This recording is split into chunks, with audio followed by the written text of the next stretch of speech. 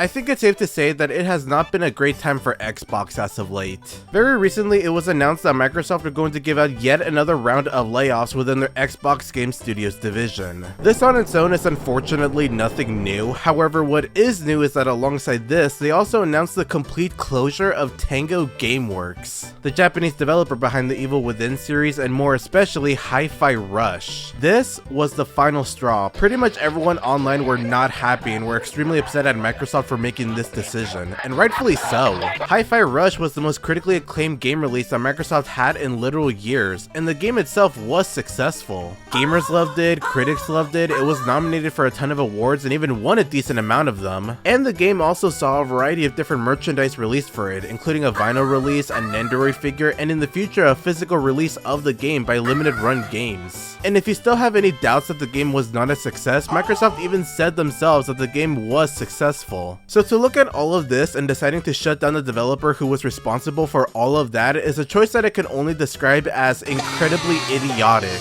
When I was initially making this video, I thought I was going to make it in a similar fashion to my Modern PlayStation Sucks video, where I was going to go into the reasons why Xbox is suffering and in the end ultimately feel bad for the current state of the brand. And to some extent it is still mostly going to be structured that way. However, as I was writing the script for this video, I realized one crucial difference between my feelings on Xbox's downfall compared to PlayStation's. And it's that I don't feel bad. I think Microsoft ultimately had their downfall coming, and if anything, I think they deserve to be ridiculed much more than they are right now. But why exactly do I feel this way, and what is causing this massive decline for Xbox? Well, let's talk about it. I'll be taking a look at the issues that are currently ruining Xbox and explain why I think the Xbox brand is most likely beyond saving. Issue number 1, Xbox has zero compelling IPs. Microsoft currently has a massive problem with maintaining any decent amount of interesting IPs under their belt, or at least ones that they are currently paying any attention towards. In fact, allow me to show you all of the currently active franchises that the Xbox brand is currently offering. Here they are. That's it. There they are. Even before we get into the IPs themselves, the quantity of there only being 4 notable IPs from Xbox is genuinely depressing. But it's not just having a small number of notable IPs that is a massive problem, it's also the fact that these IPs are just not getting the general public or gaming fans to become heavily invested in the Xbox platform. Let's look at Halo. Halo was arguably the biggest IP that the Xbox brand ever had, and to some extent it still is. But it's very apparent that after the original developer had moved on from the IP, the series continuously went on a downward spiral in not only reception but also the attention of general gaming fans as well. Microsoft had one big shot to bring Halo back to the limelight with Infinite, but after the game was released, they weren't able to maintain the massive audience that the game had when it came out. From not including Forge at launch, to the cancellation of local split-screen multiplayer, and just the overall failure to provide consistent content after the game came out. The game is in a better spot now, but it was too little too late. People have already put the game down and the general public moved on. As for Forza and Microsoft Flight Simulator, well, it's just a game about cars and it's just a game about planes, not much else to them. And finally, there's Sea of Thieves.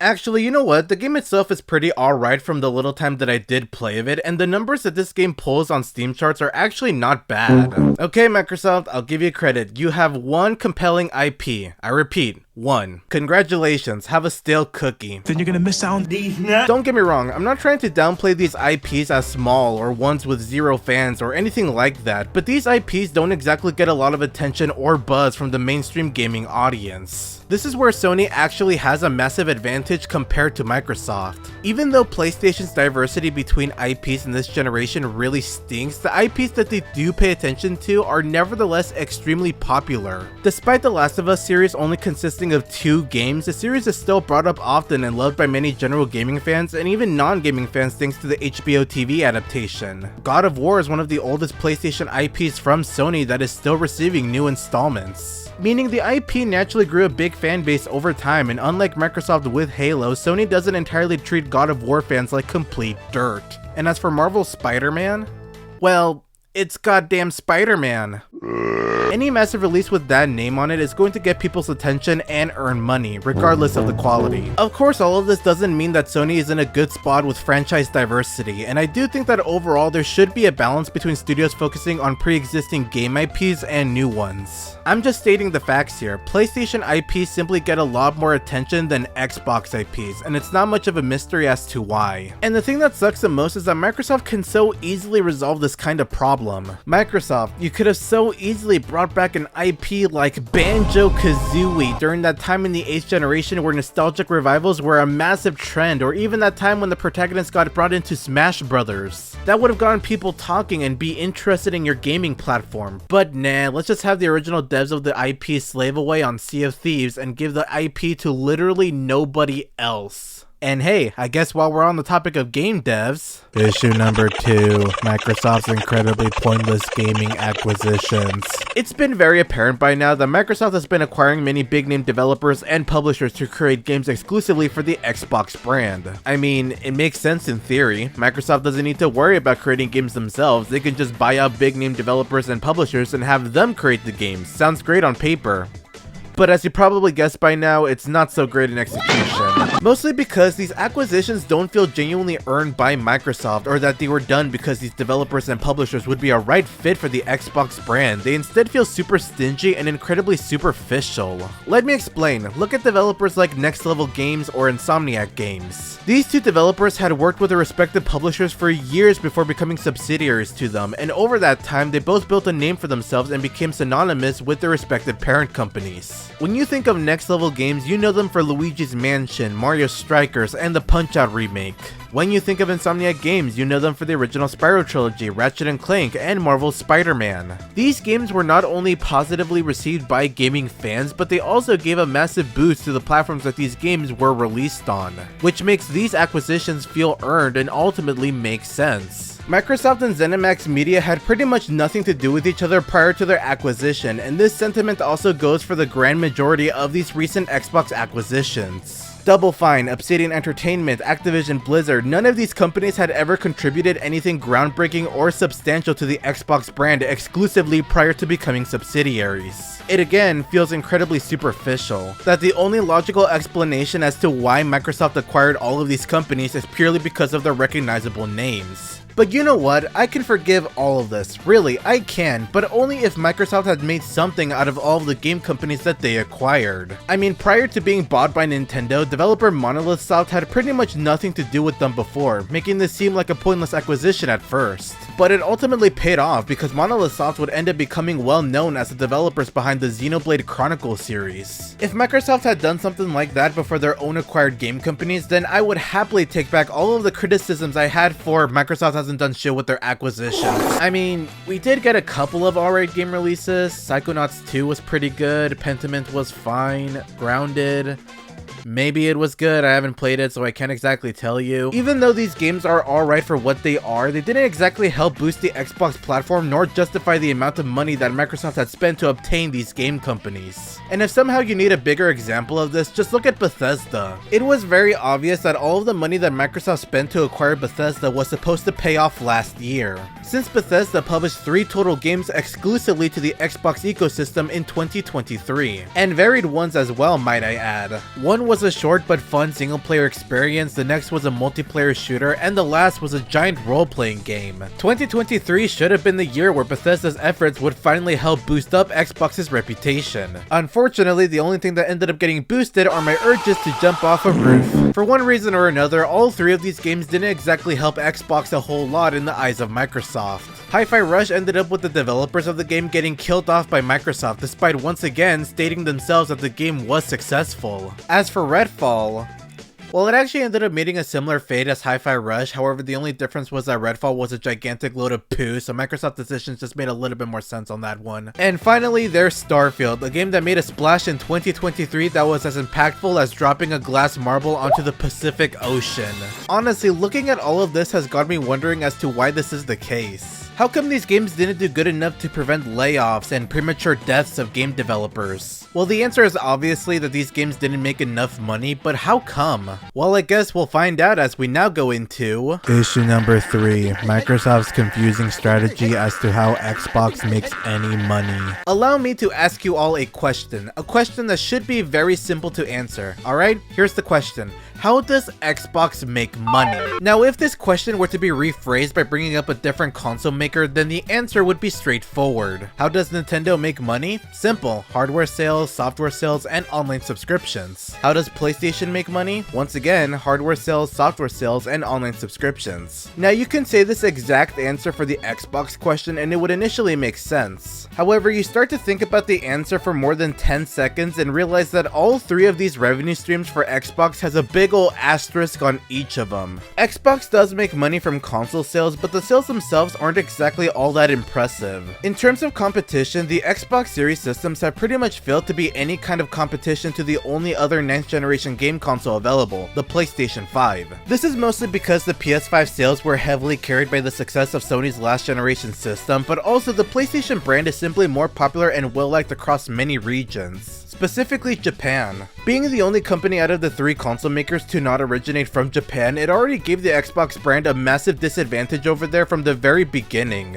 And despite Microsoft's efforts, I guess you can call them, the Xbox brand ultimately just never caught on there. It was too Western, it didn't have franchises Japanese players were interested in, and it just kind of failed to find any kind of Japanese gaming demographic. And after what Microsoft had done with Tango Gameworks, I think I can safely say the Xbox Series systems are dead in the Japanese waters. Even if you were to look at the console sales on their own without comparison to the competition, it's still not that great. There are reports that the Xbox Series systems have trailed behind Xbox One sales by a few million units within the first 38 months of the system's release. Which, you know, considering the Xbox One was infamous for being a complete blunder upon announcement and never really recovered from said announcement, and also considering that Microsoft are pulling bigger efforts in this generation than they ever did in the last one, suddenly this report starts to look super bad. And then there are the software sales. While there are reports that game sales from Microsoft are still doing fairly alright, I honestly question if they are severely limiting themselves on earning possibly even more revenue. Because one factor that I think is preventing Xbox games from making more money is none other than Game Pass. Game Pass is a service that basically offers a wide library of first-party and third-party games that you can download right onto your Xbox console for a monthly price. I think all of you watching this video already knew what that was, but you know, just to be safe. Anyways, one of the advertised benefits that you get with Game Pass was that you will get to play every new game from Xbox Game Studios on the day they release. Doesn't matter if it's big or small, if it's a game coming from these guys, they will be available on Game Pass on day 1 at no additional cost. Now selfishly, I will say I like this. It means I get to play a game like Starfield simply by downloading it on the day it came out and go, wow. Thank God I didn't spend 70 bucks on this piece of mediocrity. The buyer's remorse from that would have actually been lethal. However, even though subjectively speaking this is really convenient to have, I can't help but wonder if this is really the best way for Microsoft to make revenue with their game releases, as opposed to just, you know, releasing them standalone like what every other publisher does. Now, Xbox thankfully does give you the option to buy these games standalone, but I know that most people don't go for this option. When Hi-Fi Rush came out, it was very often for me to hear people say that they got the game on Game Pass instead of saying they outright bought the game. So I seriously wonder what the results would be like if Microsoft published their games exclusively as one-time purchases. The sales themselves would go down, but would the revenue go up? Who knows? Also, a big issue with the subscription-based model is that a company would always want to make sure that there is always growth from the service. Because in the game of capitalism, there is never such a thing as having enough money. You must always make sure you make more money than you did in a previous financial report. In order for Microsoft to continue to see Game Pass as a viable business model, the service must see consistent growth each year. And guess what? It hasn't been doing that. There are reports that Game Pass subscriptions are currently stagnant at the moment. And if that's the case, then sure, it makes sense as to why all of these layoffs are happening, but now how many people are going to want to become a subscriber to Game Pass after seeing all of this? And furthermore, how many current subscribers are going to want to continue to be one? I've already cancelled mine the moment that Microsoft had canned Tango. It's just not worth it anymore, and I don't think I'm entirely alone on that. Even for a company as massive as Microsoft, I can't see how they would want to continue to spend billions on trying to make their video game subscription service worth it. It just seems incredibly unsustainable. Like seriously, no wonder they had to make their games also available on PC and PS5. Wait, you're telling me that Xbox games are not only also available on PC, but on other consoles as well? Well, I guess it's now time to bring the final section of the video, so yeah, here we go. Issue number 4. The Xbox console has no value to it. I can't believe it took me like 15 minutes into this video to finally say this, but here we go. Xbox has 0 games! And when I tell you that, I would usually mean it in an exaggerated way, obviously, but there really are no pieces of software that the Xbox Series consoles can call their own. When making this video, I tried to look up a Wikipedia page of exclusive games for the Xbox Series systems, just to have something to reference to like how I did with my PlayStation video, and that's when I realized something.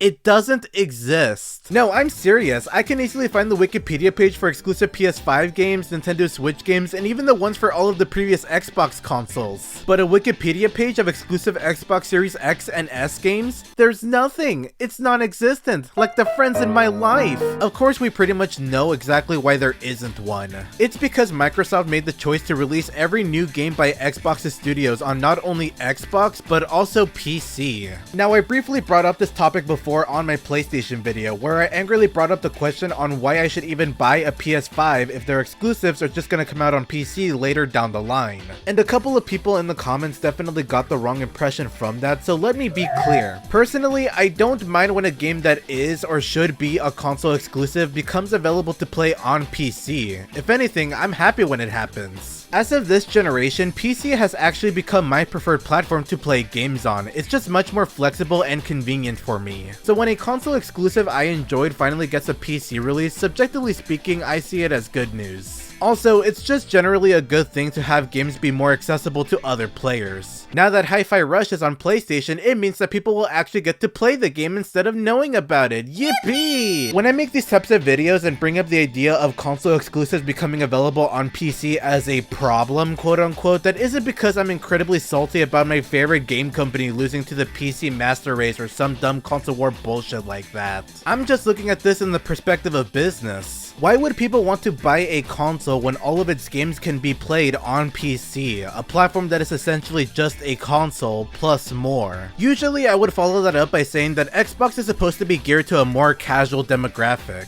An audience of people that doesn't want to deal with the headache of creating a gaming PC, learning how to use it, being prepared to troubleshoot it if something goes wrong, etc, etc. But then that argument falls on its face when you start to see Xbox games not only become available on PC, but also other consoles. Hi-Fi Rush, Sea of Thieves, Ori, games that were once exclusive to Microsoft platforms are now also available on non-Microsoft consoles. Again, I should stress, personally I don't have an issue with this, but in terms of trying to sell your own console, why are you doing this? The Xbox Series systems no longer appeal to hardcore gamers and now casual gamers. If this metal box has the same games as that other metal box, plus it has Spider-Man, then why would anyone ever go for the Xbox? Microsoft, if you want Xbox to be a glorified video game publisher, then by all means, go crazy with it. But the fact of the matter is that your consoles have nothing that is unique to them. All of their games are available on PC and now other consoles, and even the Game Pass service is also available on PC. I just don't understand why anyone who isn't already a super fan of your brand would want this thing. And speaking of those super fans, I feel bad for them. Because for the longest time, you've been keeping up this phony and deceptive tone of how you love your community and how the head of your gaming division acts like he knows what gamers want. You are the heart and soul of Xbox.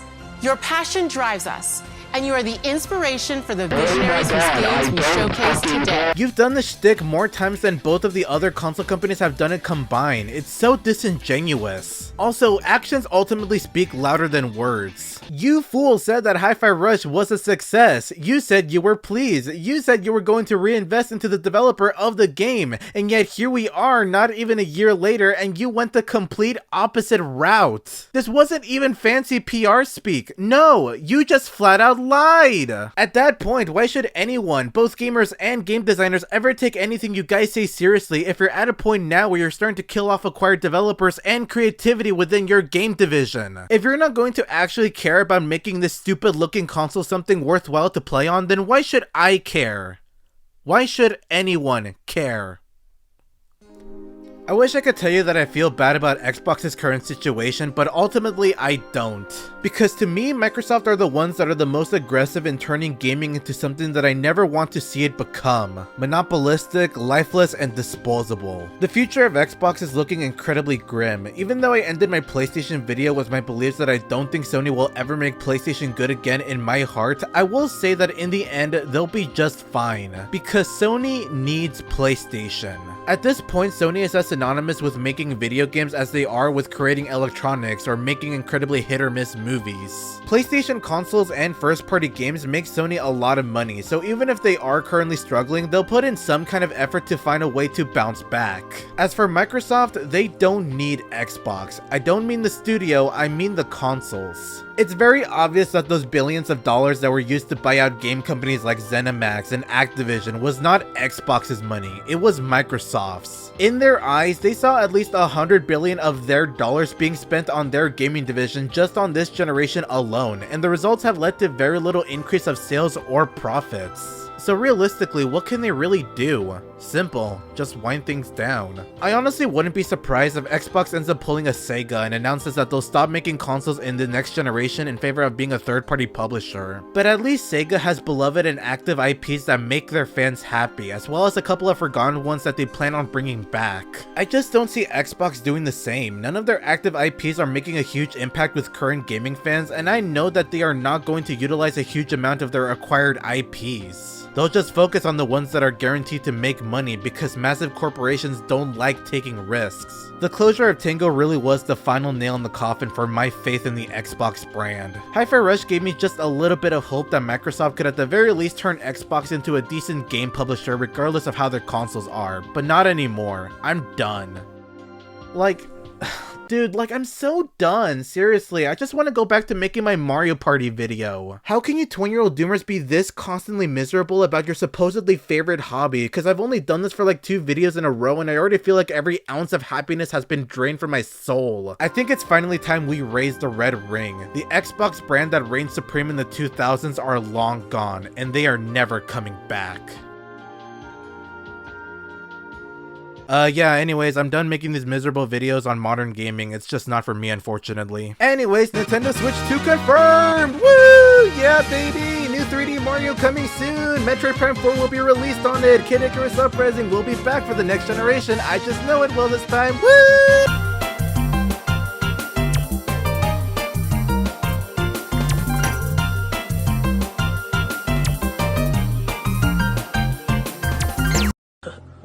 Hold up.